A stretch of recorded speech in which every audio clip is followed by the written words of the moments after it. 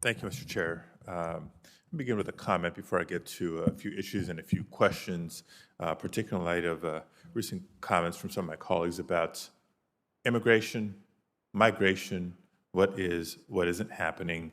And I want to start by recognizing Senator Coons' remarks earlier, who asked you about what you're doing to address the backlog in immigration courts, right? One of the best, most smart approaches to tackling unlawful migration is to improve the effectiveness, the efficiency of lawful migration.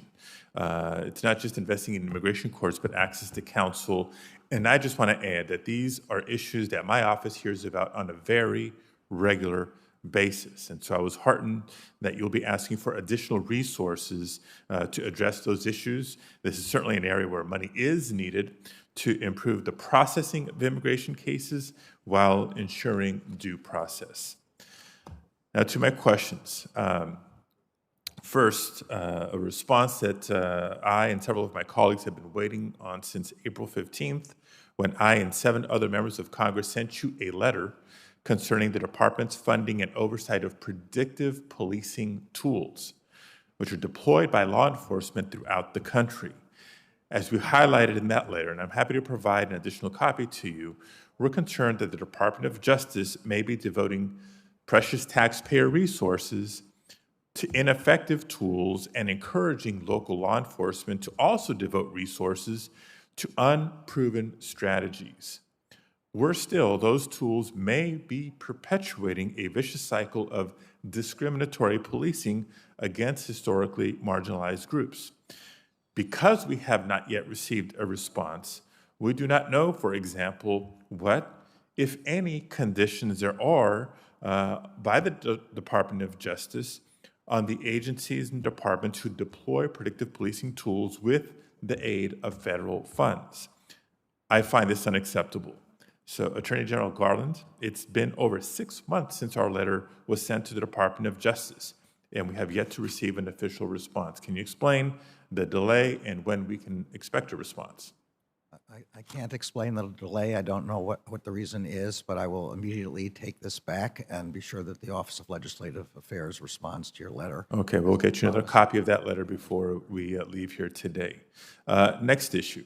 As most, I believe, we should all agree, we need an open and competitive economy that also works for workers. We talk a lot about entrepreneurism, capitalism, consumer protection, but we need an economy that also works for workers, and this demands the Department of Justice's attention to combat artificially suppressed compensation, employer collusion, and increasing inequality.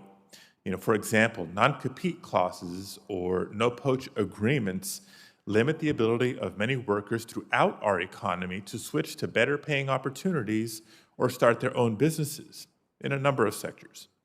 Antitrust protection for labor organizing does not yet explicitly extend to gig economy workers who are classified as independent contractors by their employers. And corporate consolidation can limit the pool of companies in a labor market competing to attract and retain workers. Attorney General Garland, what is the Department of Justice doing to ensure that there's competition in our labor markets? And is this yet another area where the department needs additional resources to fulfill the mission laid out by President Biden? Thank you for the question. The Justice Department's Antitrust Division agrees, I don't know if you can hear either, agrees that competition in labor markets is as much a part of the antitrust laws as competition in product markets or consumer markets. We have a number of investigations involved in those areas that you're talking about. We have a criminal case, all public, on the no poaching issue. We brought cases and investigations regarding allocations of labor markets. So I think I can fairly say we agree with you. This is an area of concern, and it's an area of Antitrust Division focus. The Antitrust Division does need more money and more lawyers and economists and investigators. It was down substantially to one of the lowest head counts in quite a number of years. And we very much need to build that back. And that's why our FY22 appropriations request asks for a substantial increase in money for the Antitrust Division. Okay, wonderful. Well, I look forward to supporting those requests for additional resources. And finally, in the time remaining, yet another topic. Earlier this month, this committee released a report detailing former President Trump's scheme to pressure the Department of Justice and overturn the will of the people who voted for now President Joe Biden so that he could serve again as president. The report outlined behavior that follows a pattern and practice of intimidation, coercion, and outright bullying by the former president's administration. If we don't hold these bad actors accountable, we face the possibility of eroding public trust in our institutions.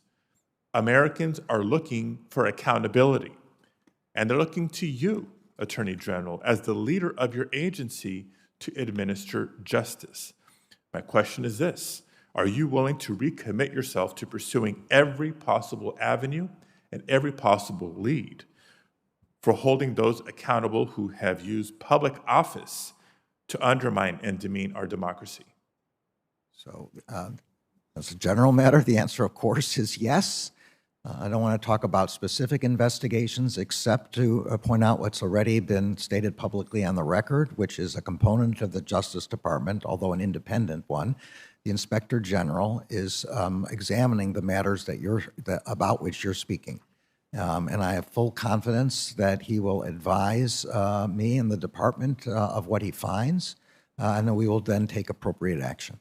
Okay, thank you. And just in closing, I would hope that that would include review and consideration of allegations documented in a recent Rolling Stone article where participation in the lead up to January 6th and on January 6th was not limited to just White House officials, but actual members of Congress as well.